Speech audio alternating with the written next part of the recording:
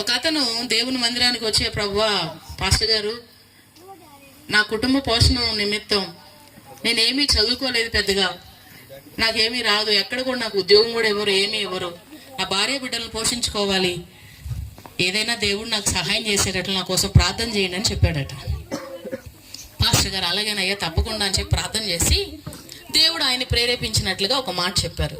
ఓ పని చేయి, నువ్వు పొలం పని మంచిగా చేస్తావు కదా, ఒక బర్రెను కొనుక్కో, అది మంచిగా పాలు ఇవ్వాలని ప్రార్థన చేస్తా, దాన్ని మేపుకో, దానికి వచ్చిన పాలు నువ్వు అమ్ముకుని ఆ వచ్చిన వాటి ద్వారా నువ్వు నీ కుటుంబం మంచిగా పోషించబడండి పాస్టర్ గారు ప్రార్థన చేసి ఒక చక్కని ఆలోచన ఇచ్చారు. మంచి పని చేశారని చెప్పి అతను ఏం చేశాడంటే ఒక మంచి గేదెను కొనుక్కున్నాడు, మంచి బర్రెను కొనుక్కున్నాడట. కొడుక్కుని దాని చక్కగా పాలు మరి గడ్డి మేపుతూ మంచిగా దాని ద్వారా వచ్చేటువంటి పాలను అమ్ముకుంటూ తన కుటుంబాన్ని మంచిగా పోషించుకుంటున్నాడు. ఆ సమయంలో ఆదివారం 10 గంటలకు సమయం అనగానే ఉదయం 8 గంటలకే వస్తేవాడట. ఎప్పుడు మంచి స్టార్టింగ్లో హుషారుగా ఉన్నాడు, మంచిగా దేవుడు ఆశీర్వదిస్తూ ఉన్నాడు, కుటుంబం ఇంతవరకు సరిగా గడిచేది కాదు, ఇప్పుడు మంచిగా తినగలుగుతున్నారు, మంచిగా సంతోషంగా ఉన్నారని కృతజ్ఞత కలిగిన వాడే మందిరానికి వచ్చేసేవాడట. 1 నెల 2 నెలలు పోయిన తర్వాత వ్యాపారం బాగా మంచిగా సాగుతూ ఉన్నది. మంచిగా వెళ్తున్న సమయంలో ఒక బర్రె కాస్త 2 బర్రెలు అయినాయి. ఇంకొక బర్రెను కూడా కొనుక్కున్నాడట. 2 బర్రెలను కొనుక్కొని వాటిని మేపటం, అలాగే మళ్ళా దాని ద్వారా తన యొక్క వ్యాపారాన్ని వృద్ధి చేసుకుంటూ ఉన్నాడు. క్రమక్రమంగా ఆయన ప్రార్థనా సమయం, దేవుని మందిరానికి వచ్చే సమయం ఏమైంది తెలుసా? 8 గంటలకు వచ్చే అతను 10 గంటలకు రావడం ప్రారంభించాడు. రోజులు గడుస్తున్నాయి, నెలలు గడుస్తున్నాయి. సంవత్సరం తిరిగేలోపు బర్రెలు 2 కాస్త 6 అయినాయట.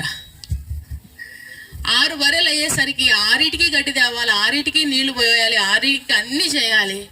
ఆ పాలు తీసుకుని అందరికీ అమ్మాలి. అమ్మి అవన్నీ చేసి వచ్చేసరికి సమయం, చర్చికి వచ్చే సమయం ఎంత అయింది? 11. 10 కాస్త ఏమవుతుంది? 11. దేవుడు చూస్తూ ఉన్నాడు, దైవ సేవకులు చూస్తూ ఉన్నారు, ప్రార్థన చేస్తూ ఉన్నారు. దీవించయ్యా దీవించి, అంతే కదా దైవ సేవకులు. శపించయ్యా అని ఎప్పుడు ప్రార్థన చేయడం చూసారా?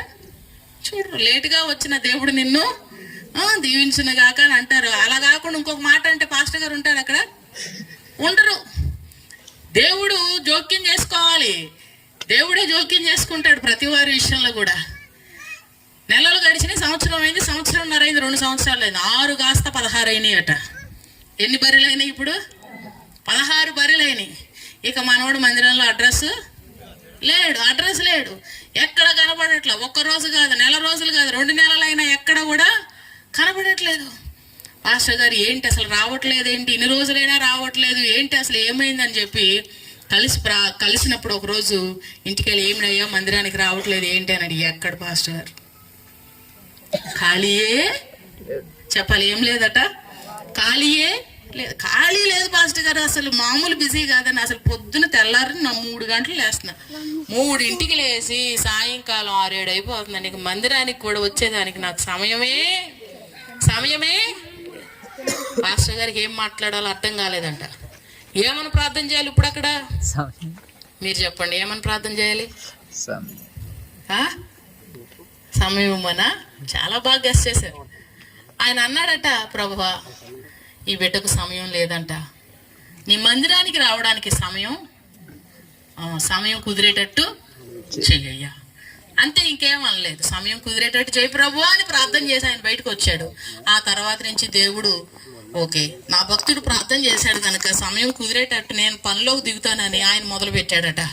16 నుంచి 15, 15 నుంచి 14, 13, 12, 11, 10, 9, 8 మొత్తానికి ఎక్కడికి వచ్చినాయి? 0కి వచ్చినాయి. హల్లెలూయా, హల్లెలూయా. అయ్యారు ఇప్పుడు ఫుల్ ఖాళీ. అప్పుడు ఖాళీ లేదు, ఇప్పుడు ఏమొచ్చింది? ఖాళీ. ఎంతో సమయం.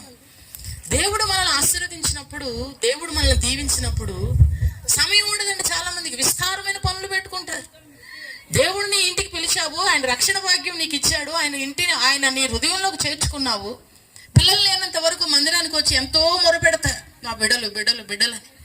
ఒక్క బిడ్డనిస్తే వాడికి రుద్దిందే రుద్ది, తోమిందే తోమి, వేసిందే వేసి, వెయ్య తీయ మందిరం అయిపోయే సమయానికి వస్తారండి చాలా మంది. చాలా బాధ కలుగుతుంది నాకు.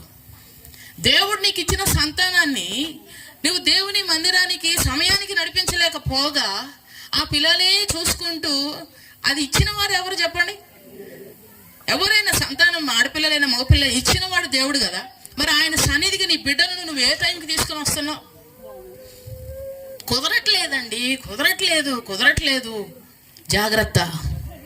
నీకు ఎవరైతే ఏమైతే ఇచ్చారో ఆయన నీ యొద్ద నుండి తీసుకునే హక్కు కూడా ఆయనకే ఉన్నది. అప్పుడు ఏడుస్తాం, అప్పుడు బాధపడతాం. దేవుడు మనల్ని చూస్తూ, ప్రేమిస్తూ, కనికరిస్తూ, నా బిడ్డ ఇంకా తెలుసుకుంటుందని దేవుడు చూస్తూ ఉన్నాడు.